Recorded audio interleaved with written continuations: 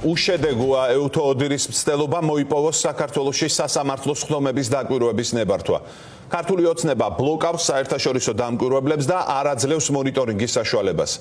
ფორმულამ ორგანიზაციას წერილი მისწერა და დადასტურებული პასუხი მიიღო, რომ თვეებია ელოდებიან თბილისიდან თანხმობას, რომელიც ამ დრომდე არ ჩანს. ამასობაში რეჟიმმა სინდისის პატიმრების ნაწილი უკვე გაასამართლა შეთითხნილი საქმეებით, არარსებული მტკიცებულებებისა და ცრუმოწმეების გამოყენებით.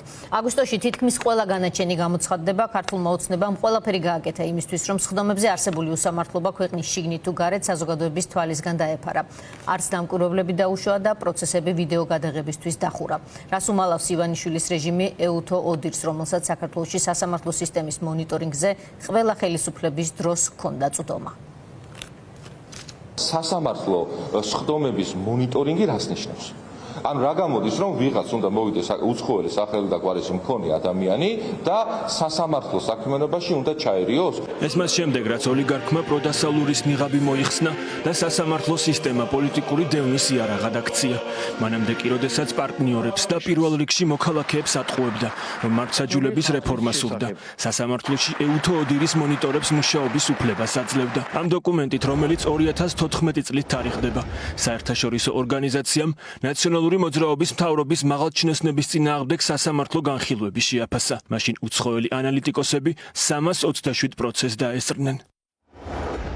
სასამართლო პროცესების მონიტორინგი მნიშვნელოვანი ინსტრუმენტია სამართლიანი სასამართლო პროცესის უფლების პატივისცემის, სანდო და ობიექტური შეფასების უზრუნველსაყოფად. ოდირი მზადაა ჩაატაროს სასამართლო პროცესების მონიტორინგი საქართველოში ჩვენი კარგად დამკვიდრებული მონიტორინგის მეთოდოლოგიის შესაბამისად და ეს მზადყოფნა გამოიხატა საქართველოს ხელისუფლებისთვის 2025 წლის იანვრიდან. ეს პასუხი ოდირიდან ფორმულას გამოუგზავნეს.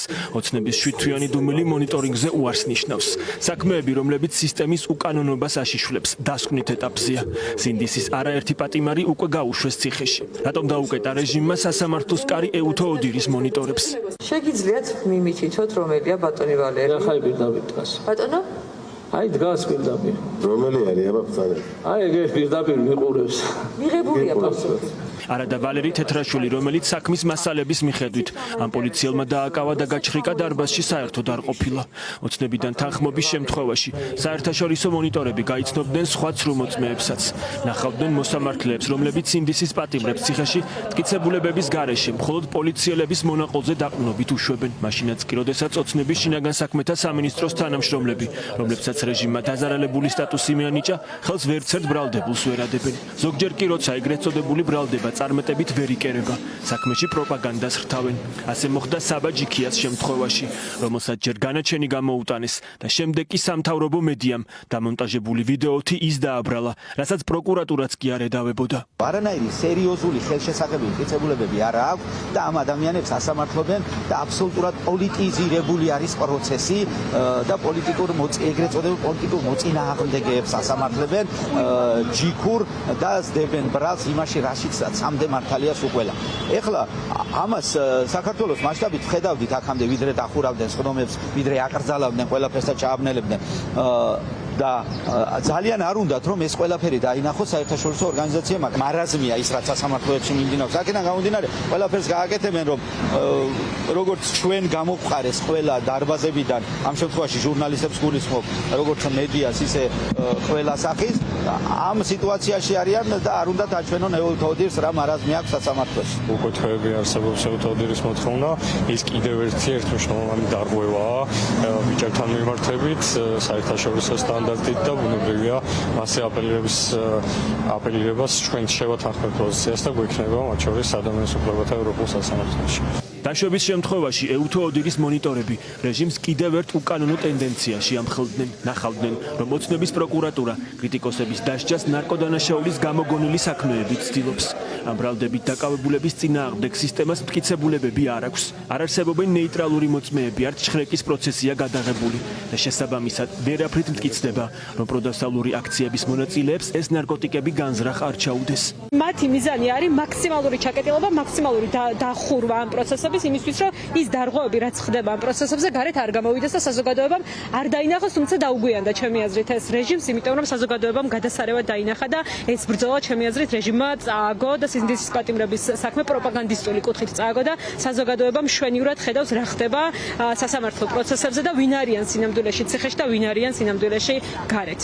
ევთო ოდირის მონიტორებისათვის სასამართლოს კარის ჩაკეტვა გასაკვირი არაა ახალი მედია რეგულაციების გათვალისწინებით. უკვე ერთი თვეა ოცნებამ სისტემიდან კამერები გამოდევნა. ჟურნალისტები პროცესებს მხოლოდ ტექსტური ჩანაწერებით გადმოსცემენ. ეს დაბრუნებაა 2012 წლამდე მდგომარეობაში.